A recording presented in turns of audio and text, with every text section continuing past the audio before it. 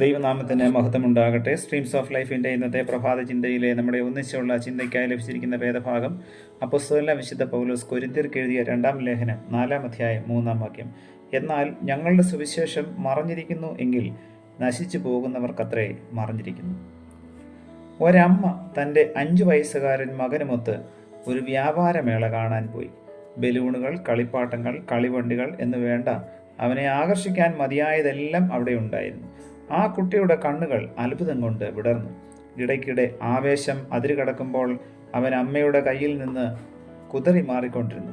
വീണ്ടും അമ്മയുടെ കരങ്ങൾ സുരക്ഷിതത്വത്തിലേക്ക് മടങ്ങി വന്നുകൊണ്ടിരുന്നു. പക്ഷേ ഒരു നിമിഷത്തെ അശ്രദ്ധ. അമ്മ അല്പം ചില സാധനങ്ങൾ വാങ്ങുവാൻ ഒന്ന് തിരിഞ്ഞ നേരത്ത് അവൻ ആൾക്കൂട്ടത്തിൽ പെട്ടുപോയി. അമ്മ ആവുന്നിടത്തോളം തിരഞ്ഞു.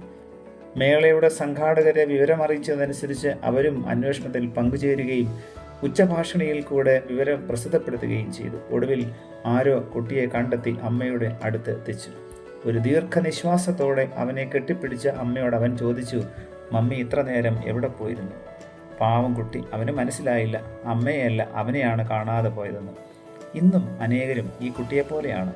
തങ്ങൾ ദൈവത്തിൽ നിന്നും നഷ്ടപ്പെട്ടവരാണെന്നും രക്ഷകനായ യേശു ക്രിസ്തുവിനെ തങ്ങൾക്ക് ആവശ്യമാണെന്നും ഉള്ള ബോധ്യം അവർക്കില്ല. പ്രാർത്ഥിക്കും. പ്രിയ കർത്താവേ, നൽകി തന്ന വചനത്തിനായ നന്ദിയുടെ സ്തോത്രം. അങ്ങയിൽ നിന്നും അന്യപ്പെട്ട് ജീവിപ്പാൻ ഒരിക്കലും ഞങ്ങളെ അനുവദിക്കരുതേ. ഞങ്ങളെ കാണുകയും ഞങ്ങളെ കേൾക്കുകയും ഞങ്ങളെ അറിയുകയും ചെയ്യുന്ന ഒരു കർത്താവിൻ്റെ സന്നിധിയിലാണ് ഞങ്ങൾ ജീവിക്കുന്നുള്ള വലിയ ബോധ്യത്തോടുകൂടെ കർത്താവെ, അങ്ങയുടെ സാന്നിധ്യം ഞങ്ങളുടെ കൂടെ ഉണ്ടെന്നുള്ള വലിയ ബോധ്യത്തിൽ ജീവിപ്പാൻ ഞങ്ങളെ അവിടുന്ന് സഹായിക്കണമേ. പുത്രൻ്റെ നാമത്തിൽ പ്രാർത്ഥന കേൾക്കണം പിതാവേ. ആമേൻ.